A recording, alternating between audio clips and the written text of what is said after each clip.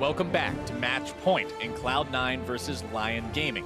If you're just now joining us, the first game was a quick victory for Cloud9. The second game was anything but. It went for over an hour long, and it was one of those kinds of games you just didn't know who was going to win until the very end, where Cloud9 was able to find their victory. Certainly wasn't quick, but it was a victory for Cloud9. Just barely, you would have to say, as they scraped into the finish line. Lyon honestly did look fantastic, but what I admire from Cloud9, as we were talking about during the break, is that they lose so gracefully to the point where they didn't actually lose the entire game. They're able to lose so well that Lyon couldn't beat them and get to the Nexus, and ultimately Cloud9 held on for long enough that they get to the 6-item stage, to the point in the game where nothing mattered except for team fighting and for executing better than your opponents, and it feels like that's what Cloud9 just beat them in the end. And talking about execution, talking about where we go from here, Lyon Gaming has no more room for error.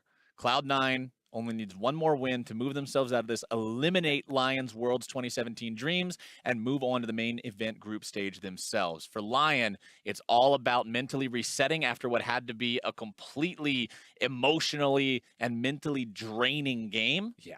And being ready to go into 3 more back-to-back-to-back and win all of them if you want to proceed. And it's a lot easier to do if you win this next game. Obviously, they have to. But your mentality, your momentum, everything gets better when you get a victory on the board. But unfortunately for them, and the biggest problem they're now going to face is after 60 minutes losing a game, that's a lot that actually drains you out simply because you're playing for 60 minutes. It's very intense. That game was super back and forth. There was a lot of team fights. It could be everywhere, all over the shop. People could be just losing their minds. But at the same time, I saw smiles at the end of that game. Lyon lost, and I still saw smiles. And I feel like that's such a big positive for the team. They are friends just as much as they are a team, and they should be able to come back into this next game okay, but we'll need to see that actually play out on the Rift. I think that attitude is so important too, because a game like that feels like such a roller coaster. And if you can't end that roller coaster on one of those really cool, emotionally high types of feelings, as opposed to one of the emotionally low feelings of, oh my God, I can't believe we just lost that after an hour,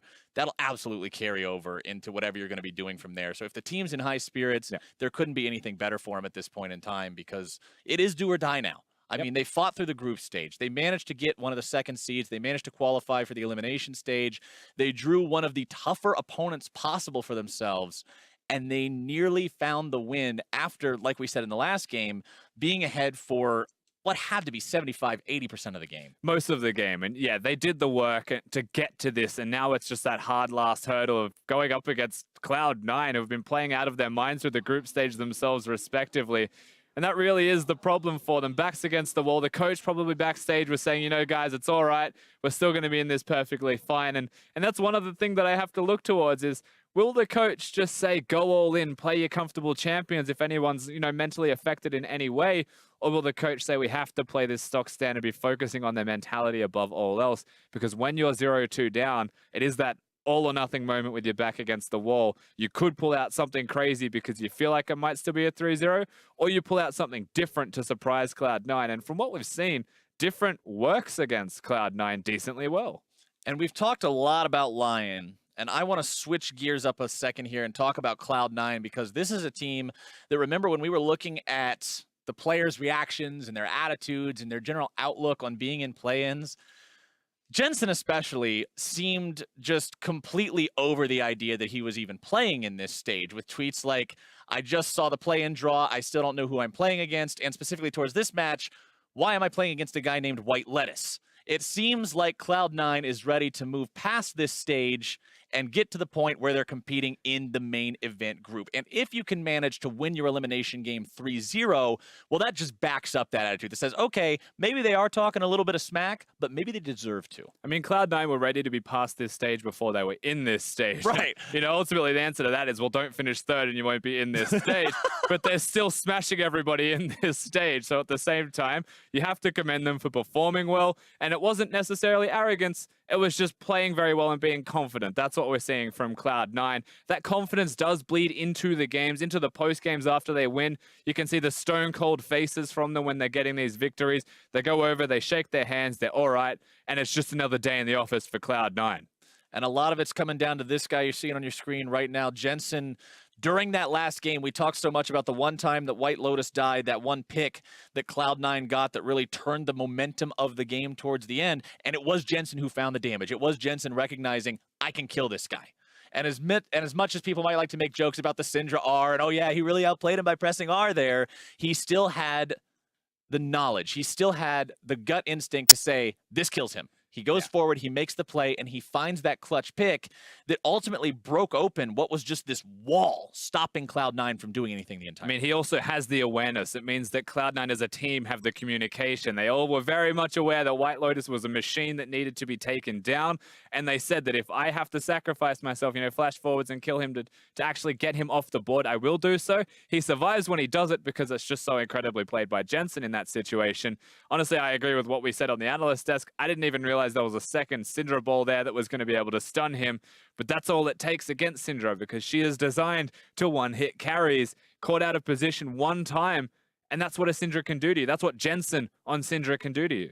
Quick update for people watching. It appears that we have a slight mouse issue happening right now. Should only take a minute or so to resolve that, and then hopefully we'll be into Champion Select for this third game, because going into this third game, Cloud9 has selected to go back onto blue side, which they were in game number 1. And remember, that was their convincing victory. That was the victory that looked like all their group stage wins in play-ins for 2017 Worlds, where they won in 24 minutes, just stomped their opponents into the ground, and there was no chance. When Lyon was on blue side, that's when you get the 61-minute slugfest. Yeah, that's what it looks like. Lyon might be able to beat Cloud9. Of course, C9 getting the victory just at the end. You still saw dominance in game 1, as you mentioned. Coming into the third game, still being on the blue side of the rift, it feels like that might just be the strong side between both of these teams, and just for Cloud9 in general, being able to control through the bottom lane, it feels like, getting into the enemy blue buff, having that open access through the ramp up there. And that's before we're even talking about the draft itself for C9. I mean, they get the first pick. They got Kalista in game number 1 of this series, and that's kind of just a champion you shouldn't be giving to people in the first place. They also got Sejuani in game number 2, which has 100% presence and is banned more than is picked. And it was a decent performance from Contractz mechanically. The decision-making was ultimately his downfall. Yeah, there was a little... game 2. There were a couple question mark pings in there, but the one thing I'm going to be looking at, the pick above any others, is the Orianna, because it has been very instrumental in both of these games so far. We talked a lot in game number 2 about how the shockwaves were zoning Cloud9 away from approaching near the Barons and just preventing them from making plays. But in game number 1, the Orianna pick was also very useful for Jensen. He was able to do a lot in those team fights. He found some good shockwaves, good picks. And I want to see if teams are still prioritizing the Syndra more, or if maybe in this clutch moment, we shift to the Ori. Yeah, there's a very real chance that if Ori is the priority for someone like Seiya as well, I feel like Jensen won't be too flustered by either choice, that he might go for an earlier rotation of the champion, might want to pick that one up for himself. It's all about comfort, I would say, in this third game. We have seen Cloud9 sometimes opt for that. Usually if they're down in a series, usually in more of a desperate situation, sometimes Jensen will say, just give me my champion, and they'll give it over to him early. But maybe they'll go for that this time. Into picks and bans for the third time today. Braum and Maokai banned out by Cloud9. Same thing they did in game number 1. Jarvan and Kalista banned by Lyon. Yeah, and following that up, of course, when you've got the flexes removed, the Sejuani is the other champion that we're seeing an awful lot of. But I'm not too sure we'll see that as a ban because, yeah, exactly that. Sneaky has been playing incredibly well, and I feel like if I was him, Tristana is a pretty easy lock at the moment. Honestly, these bans are looking a lot like they did in game number 1 for Cloud9, Rusty. I'm pretty sure that's the exact same 3 champions in the exact same order that we saw the first time around. They said, hey, this was a working strategy. This was exactly what we needed it to be. Plus, that Maokai from Jirall was so tanky and so obnoxious in game number 2, locking people down with the Nature's Grasp and just making this terrain that was impossible to fight in. I can see why you would ban that out again, and Cloud9 locks in Sejuani. Yeah, but the Seiya, the Kalista, the champion that they played last time in J4 being removed, still leaves open Sejuani as an option. However, we mentioned that if you want to leave open 180 carry that is a priority, I guess this is an interesting draft from Lyon. They almost wanted to force the Sejuani or force the Tristana so they get 2 options themselves. And it's either that Contractz really highly prioritizes Oddie not getting Sejuani, or Lyon just threw the bait out and they said, you can take Tristana, we have a counter. Not how it plays out at all, because once again, Cho'Gath is the other champion that's there with the Trist for red side. I like this from Lyon so far. Yeah, Lyon grabbing themselves 2 really strong picks in exchange for the 1 strong pick they gave up, and When you're on the red side, yeah, you have to give up first pick. Your opponents get first choice of what they want to do. But if you can put yourself in a spot like that where you say, you get 1, we get 2, it's really not that bad at the end of the day as long as you're comfortable playing whatever it is they leave behind. Cloud9 locks in the Shen as their second champion this time around. Some team fighting across the map, protectability, as well as pretty decent laner. Yeah, definitely, and a lot of protection for any kind of AD carry or hyper carry that goes into the middle lane as well, which is one of the roles that we're yet to see through this draft. And so my question with 10 seconds left is, do they prioritize an AD carry with 2 of them gone, 1 picked? Something like the Jinx if it's a Shen hyper carry composition, or that. Oh, the submarine. You can get the Twitch stealth up, have the Shen ulti on top of him, completely ambush the entire enemy team. Twitch is one of those champions too, just one of the highest outputs for damage in the whole game. It definitely is. Twitch can hyper carry when you get toward the later stages of this game. Now, if you are Lyon, you've seen a Twitch and a Shen locked in, you know that they want a Janna or a Lulu in the support role, something that can build out and censor, perhaps even Karma's going to be there. So what Lyon can do now is they can pick Lulu, they can ban 2 of them, and then they can look towards, if they have to, flexing a Karma in the middle lane or something like that. It means that they can take things away from Cloud9. Let's see how the teams do decide to play this second part of the bans. AD carry, top laner, and jungler already picked for Cloud9, so mids and supports going to be banned out by Lyon. They do ban the Thresh away first, and with Lyon having their bottom lane and their top laner locked in, that means it's mid laners and junglers that Cloud9 will be looking to ban away. Certainly will be. So you're expecting another support from Lyon as their secondary ban. Try and just disempower that Twitch, prevent him from being a hyper carry. It's the first one that we're going to be seeing at Worlds for 2017. And so rightly so, they want to try and prevent him from scaling up where Tristana is relevant for most of the game. It's that team fighting scare that Lyon seem to want to have. And that's why I'm okay with this from Sneaky, if they can get to the team fighting. Cloud9 banning one of those playmaking junglers that Oddie had sort of built a name for himself on, the LYN, taken out this time. They don't want to have the potential of having that ever so important Twitch getting kicked to the forefront of the fight, so they'll remove him as Rakan is banned out by Lyon. We know how much of a playmaker that champ is, and they don't want Smoothie on it. Yeah, they got rid of Rakan and Thresh, which are both playmaking utility-based supports. They don't really seem to be worried about a Janna locked in. And of course, with the Twitch, you maybe want someone that has more lane dominance, lane control, to make him stronger through the lane as we get a first change in the mid lane, let's say. Syndra banned away means we will not get to see the same matchup for a third time. At least not this time, Rusty.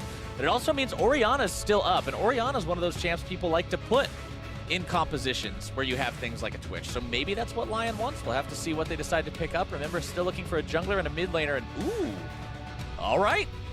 They pick the blob in the jungle, so they want the tank, they want the ganking tank in that, which is what Zach will be able to provide when the Cho'Gath is on your team once again. That's expected. The Zach is not expected, but there's a lot of gank opportunities for it. But what I don't like about the Zach is that Janna's traditionally one of the champions that when people think, what ruins Zach's day, Janna ruins Zach's day. He tries to jump in, you just tornado him, everything goes really bad really quickly. And Janna also, like you got done saying just moments ago, synergizes so well with the Twitch composition. So this is just a no-brainer for Cloud9. Yeah, and once again, when you want to talk about no-brainers, it's not going to be the Azir, it's the mid laner that we were talking about a minute ago. And when you look at the team composition, I'm not expecting Azir to be locked in. I'm expecting this because quite simply, that is a lot of shields. That's a whole lot of shields for a hyper carry and a second damage threat. This composition from Cloud9 is exactly what they want it to be, both in terms of their own goals and disrupting their opponent's goals, like we talked about with the Janna versus the Zac. Lyon has one more pick to put this together and make it all work. It's do or die. Worlds is on the line. And it is a mid laner in response to the Orianna. They gave the counter to Seiya. They've empowered him to try his absolute hardest to help them carry this game. And it looks like he'll be doing it on the Jayce this time around. Now, my one concern about that one is most of the big, heavy-hitting damage numbers for Lyon are going to be both AD this time. You are going to have AP damage in the form of your Zac and your Cho'Gath, but if we're talking about late-game hyper-carry damage dealers, if for some weird reason we end up in a 61-minute game twice in a row, Armor's going to do a lot against the Lyon game.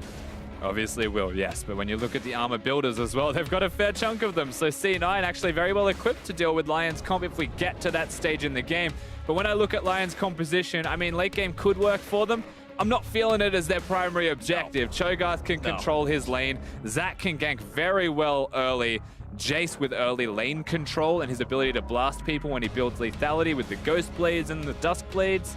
And then a Tristana who can hit the 1-item spike, 2-item spike, and can still do a lot of work all game with Lulu to empower that. I just feel like they want to control their lanes a bit more, and they want their jungler to win as a result of controlling those lanes, get the advantage, and just hard go for objectives or dives. And I want to see what Oddie does in this game, because the past 2 games, he's had awesome level 2 plays. Game number 1, you get first blood. Game number 2, you head into the enemy jungle, waste your opponent's flash, steal his Gromp, and have a level advantage for the next 10 minutes.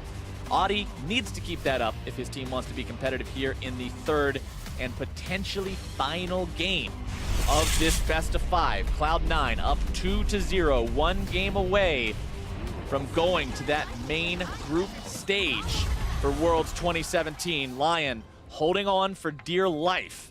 We load into Summoner's Rift now for the 3rd time. The teams are out onto the Rift. Smoothie flashes his lone emote. That's a lack of team synergy that everybody else didn't flash it with him. Maybe this is a good omen for Lyon Gaming. He's making a statement. Smoothie really wants to win. The other guys won't even pay. The other guys are halfway in there, just sort of hanging out. There's still definitely some faith to be had if you're a Lyon fan, but Cloud9 with all the momentum, the fact that they won that 60-minute game can only bode well for them. Their opponents are the ones that have something to prove. We're not chanting TSM. I was gonna say, How dare you? about to wonder, are we chanting TSM in the crowd right now? You can't escape it. No, it's worldwide. Contractz hanging out in the Pixel Brush. Not really going to see any action early on here. Impact now going to take his spot.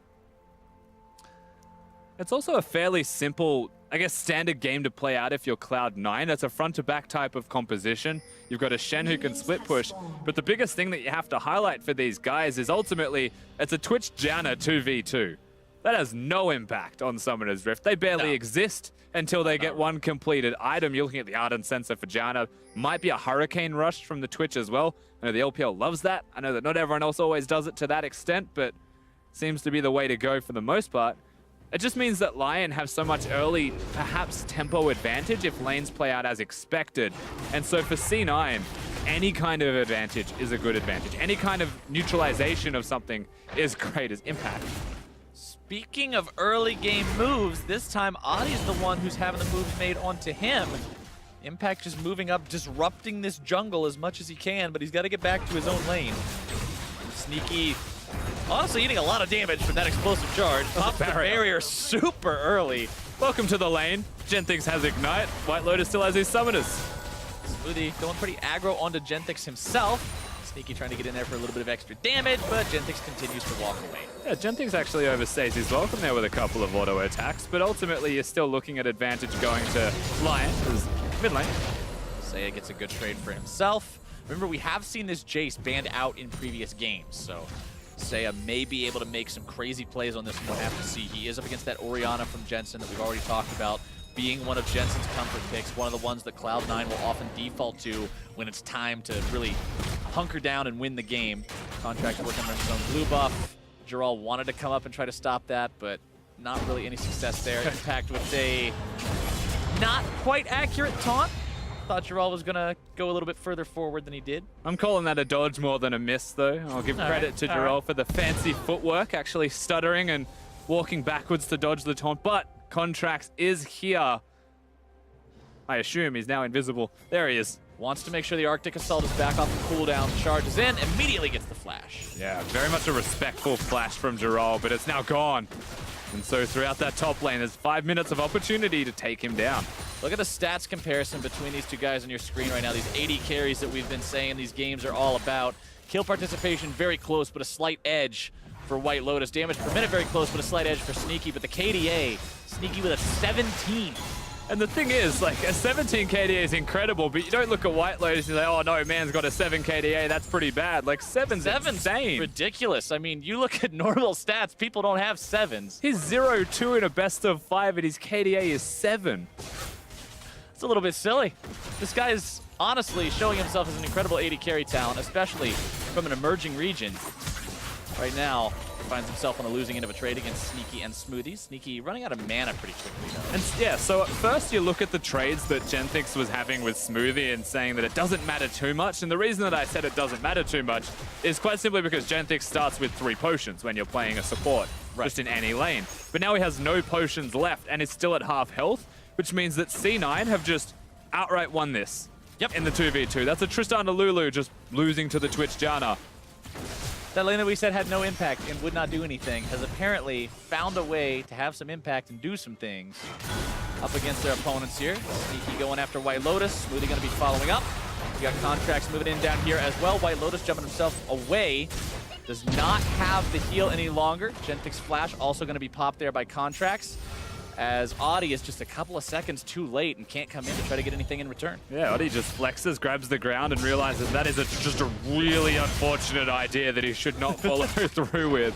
Both flashes, sorry, one flash used by Genthix, the heal by WhiteLotus as he jumped away. Not a great position to find yourself in if you're the bottom lane of Lyon, where you should maybe be controlling that lane just a bit more. You've got the Ignite in the matchup. The barrier was used at level 1. Lions players, very mechanically talented for their own region, and honestly, they've proved themselves on the world stage here so far.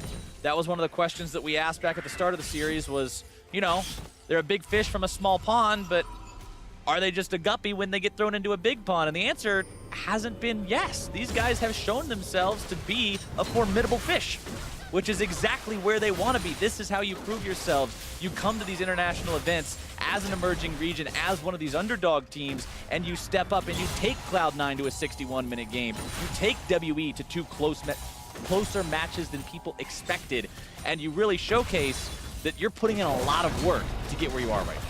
Yeah, it's just fair to say they are good. That's what we've been seeing from Lyon. We knew that Cloud9 were good, so naturally our expectations for them are higher, and the fact that they get pushed to 61 minutes is something that you'll look at and say, how did they get pushed that hard? But they still show that they're capable of losing slowly, team fighting very well, and beating Lyon in one of their strengths that gets them to this elimination round in the first place, which is that team fighting. All right, taking a look at the map right now, you can see some wards being placed by both sides into the enemy side jungle. Keeping an eye on the bottom part of the jungle, Lion's trying to make sure Contractz doesn't sneak his way down there again. Really wants to protect that bottom lane that's now without a couple of summoner spells, while top side, Contractz focusing more on controlling the river, keeping eyes on that enemy Raptor camp as well. Seeing where Oddie's hanging around, maybe if he wants to go towards that top end, try to tilt things in the favor of Oh no, whoa, Smoothie. Tries to go for the flash into the knockup, doesn't quite find what he's looking for. Sneaky There's no heal. Wants another attack, but not quite able to get that one. Super nice polymorph out of Genthix at the end of that. Smoothie had a different idea to that of Sneaky, it feels like. Flashing forwards as Janna very rarely will get you the kill, but I mean, he hit the Q, hit the tornado. Didn't mean too much in the end, but they will try once again to push Genthix away. They want to perhaps get this minion wave under the turret before they recall. They should be able to go back to base though, based off the trade they just won. And that's the fundamental thing about all of what we're seeing right now, is that Sneaky's pushing it in before he recalls. He's got a 12 CS lead that may still exist. Top lane had the flash blown, but it's now back up and available, and Contractz didn't gank them all. So you look at this and you're like, it's 0-0. Gold's only 600, it's pretty good for Lyon, but they're not winning, which is what you expected from it. Right, this is very closely resembling the first game between these two teams tonight, where Cloud9 built themselves up passive leads in the lanes just thanks to the fact that they were farming better and accumulating that gold through those methods. Contractz and Jensen, once again, blue buff doesn't go to the red side mid lane player is the name of this series. And blue it side, is not blue stopping buff. here. Yep, blue side, blue buff. End of the story. Oddie top side, level 6 on the Zac means you've got, we still call it Let's Bounce. I honestly don't remember the name. Yep, Let's Bounce. Is it really still called Ready to go. Yeah, it's really still called Let's Bounce. I thought we might have changed the name on it when the ability got changed around, but it is still the same one because he does bounce away with whoever is unfortunate enough to get stuck in the goop. I feel like it should be Let's Jump. Yeah, it would probably make a little bit more Let's sense. slingshot back or something, I don't know. But in the meantime, he has managed to give a blue buff away to his mid laner. He just had to go to the other side of the map to find it. I mean, they still get it, and that is good from them to have that blue buff at all based off what we've been seeing in all of these games. Everything will equalize. As far as mid lane is concerned, Seiya's doing his part. He hasn't shopped and got anything meaningful for items, and he's not really going to be able to just destroy an Orianna this early on into the game. Jensen's doing quite well for himself. WhiteLotus is swapping lanes at the moment as well. This is the Lyon special, it feels like, and the second Sneaky notices, he just ults in there and clears the wave. Pushes that whole wave out. He has his jungler down here as well. They're saying, all right, you guys wanted to swap top. Well, you're going to give up turret first blood for it. But the question is, are they actually going to do that run? Oh, yeah. Tristana is up in the top side. And as soon as I pose that question, the camera switches back and makes me a liar before I can complete my sentence. Cloud9 gets themselves turret first blood. They got it in there very quickly. They had the cannon wave built up as well, and damage to the turret had already been done from all of the lane control that Cloud9 had for themselves, and they're not done when it comes to pushing. Janna's shields, Twitch having the attack speed bonus from being invisible and coming back out, means they're going to at least chunk this turret down. And we saw this last game. It was Cloud9 who actually had this done to them when Sneaky was pushing the top side and the tier 2 got attacked. Now Lyon looking to turn things around down here. Contractz going to be the one who's held in place. Oddie trying to make the moves happen. Let's bounce, not going to be finding anyone. Stand United comes in. They find the taunt now on to Jirall. Nearly taken down there by the auto attacks from Sneaky. Barely gets himself away. Really deep from impact, but everyone's going to survive in the end. Nice cancel from Sejuani onto the Zac, as that is one of the longest arms you've that's ever a seen. really long arm. I was surprised that connected. I'm not too sure how it did, but it did. Then his arm just stretched for days. A champion that we didn't mention actually in the matchup is that Sejuani is quite good into Zac and was one of the later picks into the champion, is cancelled. Okay, Oddie tries to go after Smoothie, but Smoothie says nope. Pops the ulti, denies him that one. Seiya underneath his turret for now, facing the wrath of the Jensen Orianna, who's currently up just an ever so slight lead of 5 CS, but Lyon is knocking on the bottom lane turret, seeing if they can take this one down, get themselves an overall objective advantage, and I think they will. And they just actually upset Cloud9's tempo by staying down here in the bottom lane. They had a lot of pressure done from the level 1 through 3 phase when they were pushing in consistently, doing damage to the enemy structure. But ultimately, Cloud9 overstayed to do damage to the bottom lane inner. And that's where they're made to punish for this, because they have to go back to base. Lyon do not need to go back to base, as they were the ones reacting and responding. And so they'll get the turret trade, which ultimately gives them the advantage, because Cloud9 only traded damage onto one, not the kill. But here's the funny thing, Rusty. 11 minutes into the game, still 0-0 in kills. Cloud9 is down in turrets, but they're up almost 1,000 in gold. And again, we have to go back to the farm. We have to go back to the individual mechanical player and champion matchups. Even like the ones we were talking about that you would expect the Tristana to win in bottom lane, and then they don't. They're losing by the most as well when you want to contrast those, as WhiteLotus has just found Contractz. But you're right, when we look at the farm values, you can see how that translates to the gold as well. I mean, the gold difference isn't substantial everywhere or anywhere, but there is a difference everywhere. And even though it's a small amount, you know, 400 through support or like 300 through AD carry, at 12 minutes in the game, that starts to add up, and perhaps they finish an item one wave sooner. Perhaps it means that they'll get to the objective 1 minute earlier or have one extra ward, and that can make the difference in a game like this. League of Legends, the game of inches more often than not. Which team can manage to just eke out that slight advantage for themselves? Sneaky invisible here in the mid lane.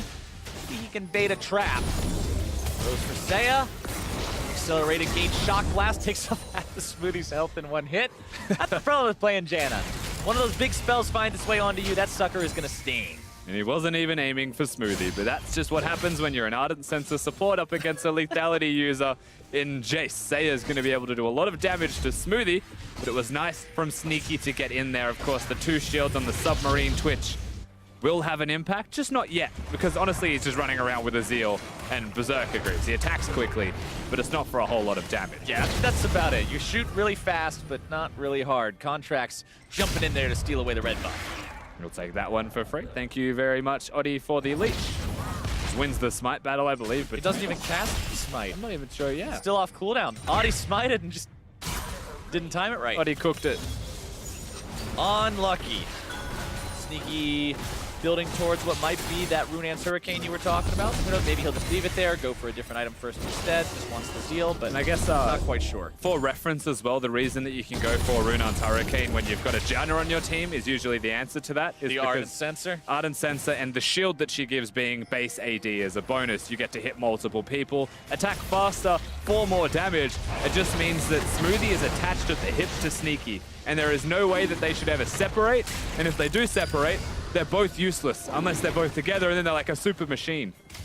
We talked about how synergistic this Cloud9 draft appeared before this game started, and honestly, Cloud9's drafts are something that sets this team apart both in their domestic play in the North American LCS and here in the play-in stage in 2017. Like, coming into this, we were talking about who's going to adapt to the meta the best, who's going to figure out the world's meta and be able to draft properly.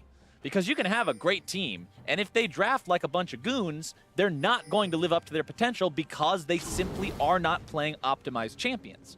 Cloud9 has managed to draft themselves an incredibly coherent team composition, especially against what they're up against. And what you were explaining about the synergy between the bottom laners is a perfect showcase.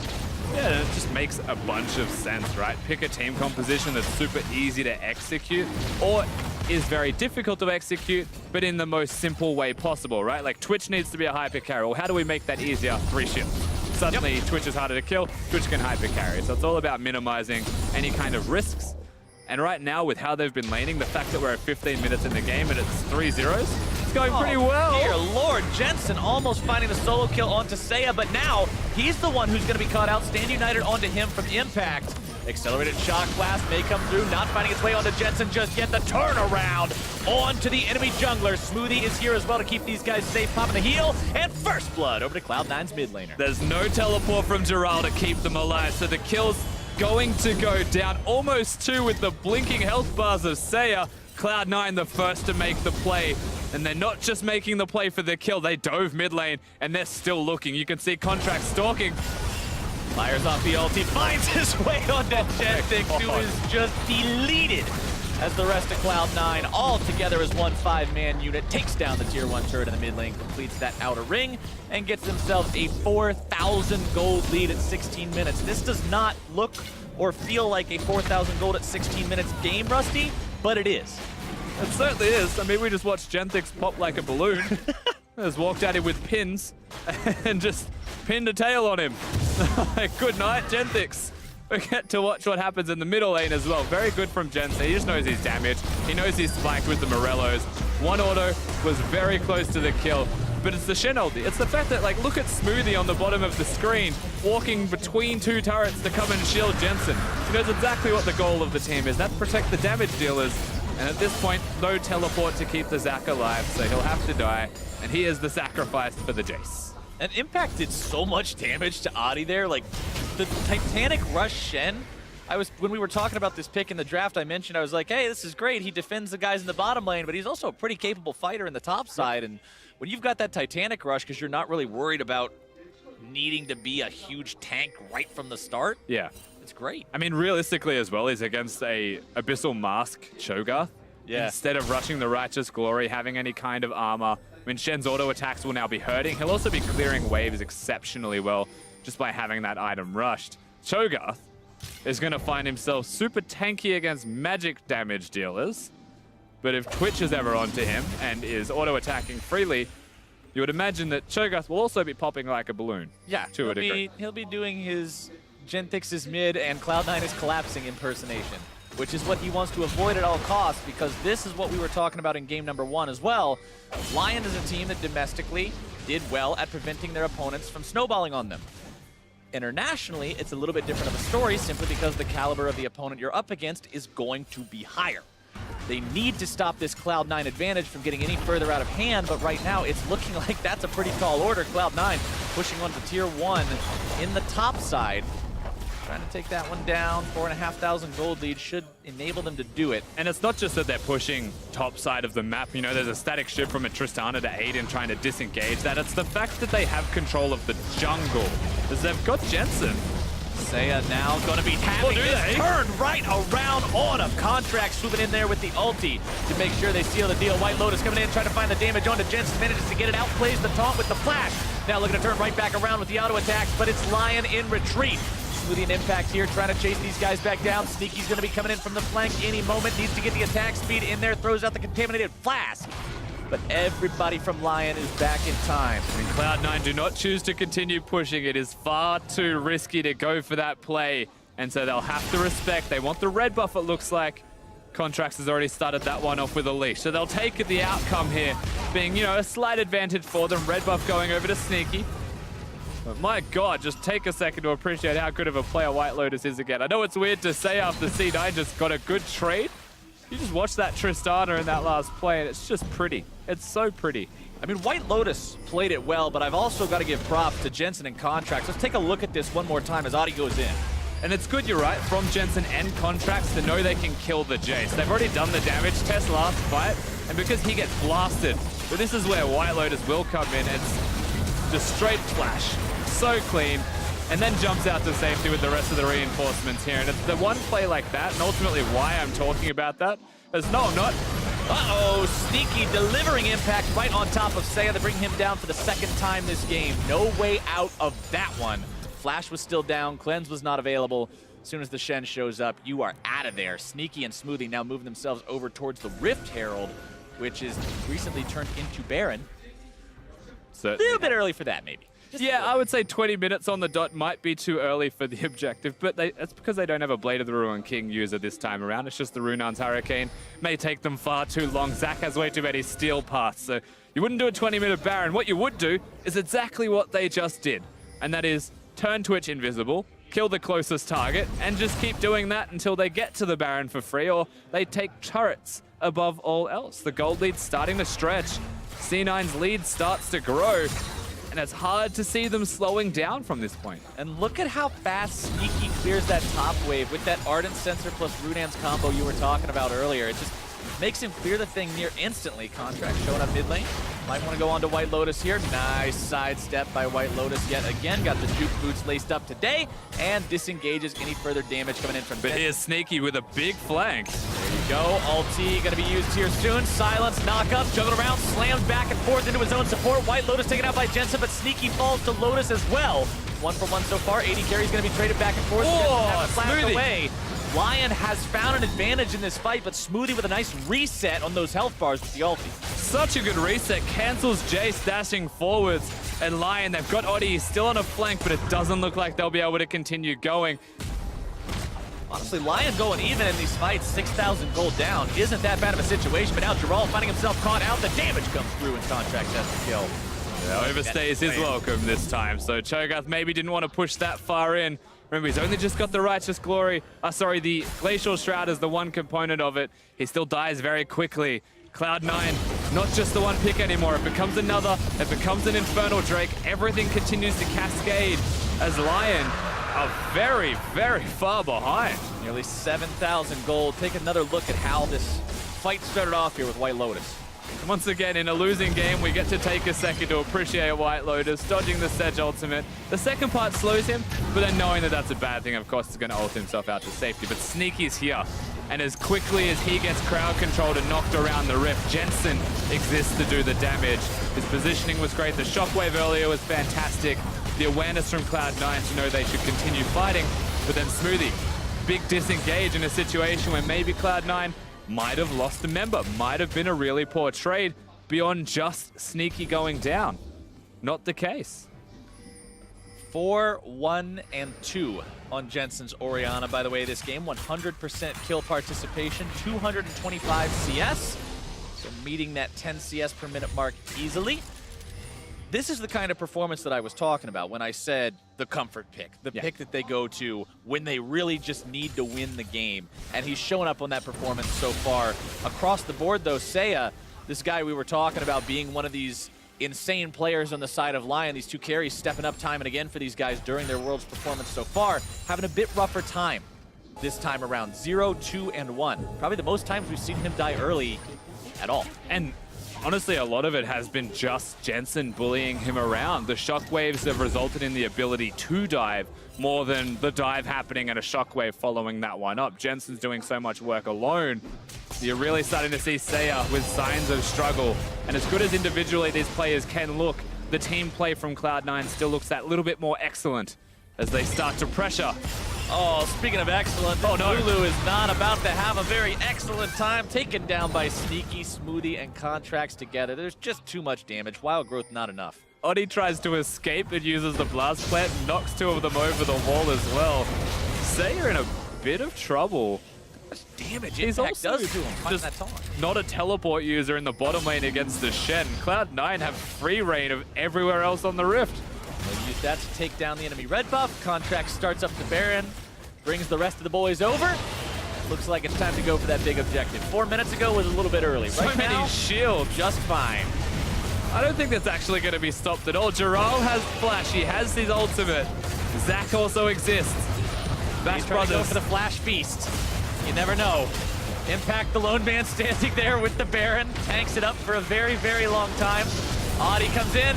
They're trying to steal this one away, but they can't do it. Contractz gets the secure. They get kills soon onto both members that jumped in. Lyon tries a desperation play to get themselves back into the game, but ultimately, it's just not enough. Cloud9, 9K up. 25 minutes in. It took them a second, but they did, of course, realize in the end that Zac was still inside the pit, just in his passive form, so Shen will lock it down. Sneaky straight to the side lane with the Baron buff there. Good shockwave timing from Jensen to make sure the Feast couldn't go off, but they couldn't get the steal. And great work from Contractz, it seems, to secure that Baron at all. WhiteLotus getting himself stunned up. The damage and the CC from this Cloud9 team coordinating those nearly takes down the enemy AD carry, but Genthix there with the shield and the Wild Growth to keep him alive. Yeah, they may not get him, but of course they will still get the turret as we watch as Contractz go straight over the wall to deal with the Cho'Gath. Really like his target priority there, going for Cho. Smites of an equal value, of course, and then flashes over the wall. Being one level ahead, his smite's even slightly larger. And just like that Cho'Gath, I even saw the animation, I think, for a second of the Feast. Cancelled by Jensen's shockwave. Jensen now having a Luden's Echo as well means those shockwaves are going to do that much more damage if they're the first thing to hit you. So you've really got to be aware of that ball positioning, exactly like we saw Cloud9 have to do when it was Seiya on the Orianna in game number 2. Lyon is going to have to do the same thing against Cloud9 here. Of course, their job is going to be much more difficult. Being down 11K 26 minutes into a game is no small deficit. These guys are going to have to outplay like crazy to hold the line against Cloud9 here as they push up the mid lane. They find the 6th turret of the game. They have to head into the enemy base now. I mean, frankly, Lyon need to do a near impossible feat right now to try and prevent this onslaught from Cloud9 getting into their base with how clean they've been able to play League of Legends right now. How simple it feels like it is for C9 to just execute on these strategies. How about this one as well? Here we go, forcing the flash and the cleanse away from Seiya. That's double summoner spells on the enemy mid laner. For only the single summoner spell of Impact, they've managed to potentially catch Jirall out. Impact always looking for those taunts, always looking for the lockdown. Jirall gonna lose about half his HP. Oddie trying to go in Contractz with a very nicely timed interrupt, and Contractz and Sneaky and the rest of Cloud9 have found 2. Looking for number 3. Seiya's got no way out. He's gonna fall to Impact. WhiteLotus the next man to fall. The double kill for Sneaky, and Cloud9's looking to put this one in the books almost as fast as game number 1. The inhibitor goes down. Lyon is aced. Cloud9 may have had to go through a fight in game number 2, but game 3 was just them putting the final nails in the coffin. They will find their 3-0 victory and punch their ticket to the main group event at Worlds 2017. And game 1 was clean from Cloud9. Game 2, they were pushed to the limit, but you're right, we come into this 3rd game and suddenly they look reinvigorated all over again. Nothing was going to stop this C9 roster from making it to the main event. NA's got 3 teams to be representing them. Cloud9 seemed frustrated to have to go through the play-ins, but they put on one hell of a show while they were here, not dropping a single game, a 7-0 record, clean throughout the 2017 play-in stage.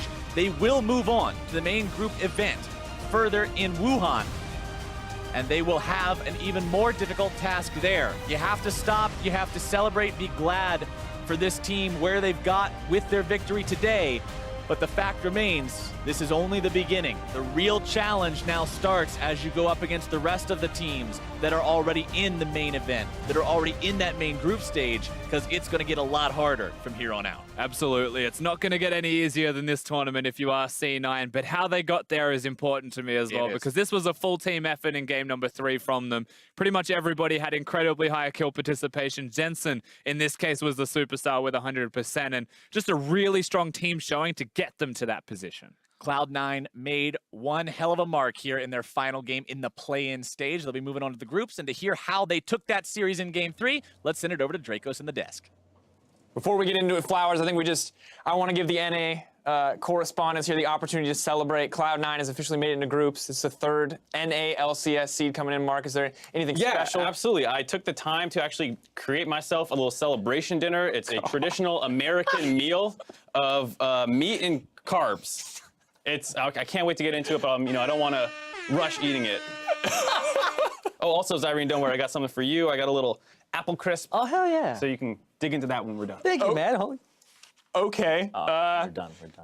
I'm not sure where to go from here, but I guess let's talk about the League of Legends game that just happened. Let's just talk about how historic this is for North America, because North America has not won a best-of series at Worlds since season 1. So the gap is closing, despite what people are telling All the more reason to celebrate.